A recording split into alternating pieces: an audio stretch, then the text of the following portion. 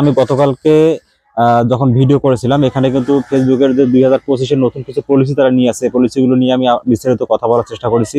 তার মধ্যে রেস্ট্রিক্টেড ক্যাটাগরিতে দুইটা বিষয় আমি উপস্থাপন করার চেষ্টা করছি। একটা ছিল ডিবেটেড সোশ্যাল ইস্যু অর্থাৎ বিতর্কিত সামাজিক অবস্থা, দেন একটা ছিল ট্র্যাজেডি অর কনফ্লিক্ট অর্থাৎ ট্র্যাজেডি বা সংঘর্ষ। তো ইনশাল্লাহ আমি আজকে আপনাদের সামনে অবজেকশনাবল অ্যাক্টিভিটি অর্থাৎ আপত্তিকর কিছু কার্যকলাপ যে রয়েছে সেই আপত্তিকর কার্যকলাপগুলো আসলে কি কি নতুন করে ফেসবুক অ্যাড করছে সেগুলো বিষয় নিয়ে বিস্তারিত আপনাদের সামনে স্ক্রিন শেয়ারের মাধ্যমে আমি কথা বলার চেষ্টা করবো। আশা করতেছি অবশ্যই আপনারা ভিডিওটি কন্টিনিউ করবেন। ধন্যবাদ। আজকেও আমি আপনাদের সামনে কন্টেন্ট মডারেশন পলিসির যে রেস্ট্রিক্টেড ক্যাটাগরি যে রয়েছে এই রেস্ট্রিক্টেড ক্যাটাগরিজের আরেকটি বিষয় নিয়ে আমি গুরুত্বপূর্ণ একটা বিষয় নিয়ে কথা বলার চেষ্টা করবো। আমরা যদি স্ক্রল করে একটু নিচের দিকে চলে আসি, এখানে রেস্ট্রিক্টেড ক্যাটাগরিজ আসলে কি সেটা একটু বের করবো। রেস্ট্রিক্টেড ক্যাটাগরিজ আমি গতকালকে ডিবেটেড সোশ্যাল ইস্যু যে বিষয়টি রয়েছে এটা নিয়ে আলোচনা করছিলাম।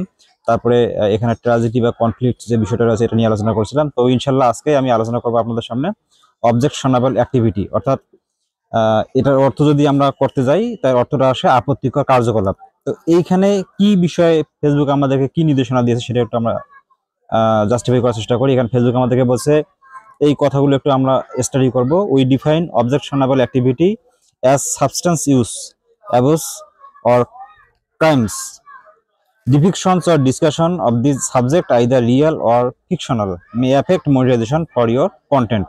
অর্থ হিসেবে চলে আসে যে আমরা আপত্তিকর কার্যকলাপকে পদার্থ ব্যবহার, অপব্যবহার বা অপরাধ হিসেবে সংজ্ঞায়িত করি। এই বিষয়গুলি বর্ণনা, আলোচনা, বাস্তব বা কাল্পনিক আপনার সামগ্রীর জন্য মনিটাইজেশনের ক্ষেত্রে অবশ্যই এটা মনিটাইজেশনকে প্রভাবিত করতে পারে।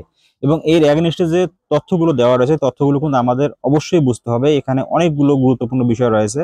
যেমন প্রথমে একটা রয়েছে সাবস্টেন্স অ্যাপস অর্থাৎ এখানে পদার্থ অপব্যবহার করতে পারে এরকম একটা বিষয় চলে আসতেছে। তারপর থ্রেটস অর্থাৎ হুমকি, তারপরে অ্যাডভোকেটিং ফ্রম হার্ম অর্থাৎ ক্ষতির পক্ষে যদি ওকালতি করা হয় সেটাকে বোঝাচ্ছে। তারপরে ট্র্যাকিং অর্থাৎ পাচারের বিষয়টা চলে আসতেছে। থিপ তার মানে চুরি বিষয়টা চলে আসতেছে।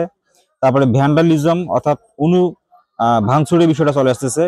তারপরে ট্রেসপাসিং অর্থাৎ অনুপ্রবেশের কথা চলে আসতেছে। করাপশন দুর্নীতি বিষয় চলে আসতেছে।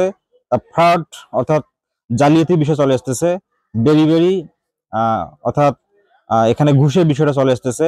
ইনসাইডার ট্রেডিং অর্থাৎ আপনার ইনসাইডার ট্রেডিং হিসেবে কাজ করতেছে। পাশাপাশি বলা হচ্ছে এমবেজলমেন্ট অর্থাৎ আত্মসাতের বিষয়টা চলে আসতেছে। তারপরে হ্যাকিং এর বিষয়টা চলে আসতেছে। এখানে কপিরাইট ইনফ্রিংমেন্ট অর্থাৎ কপিরাইট লঙ্ঘনের বিষয়টা এখানে চলে আসতেছে। প্রসেস যেটা বললো জুডিশিয়াল প্রসিডিংস অর্থাৎ আপনার বিচারিক কার্যক্রম, সেই কার্যক্রমের বিষয়টা কিন্তু এখানে উপস্থাপন করতেছে। দেন এখানে যে বিষয়টা ফেসবুক আলোচনা করছে অত্যন্ত গুরুত্বপূর্ণ একটা বিষয়। এখানে ফেসবুক কি বলতেছে, we restrict the monetization of content that promotes the sale or misuse of illegal prescription or recreational drugs.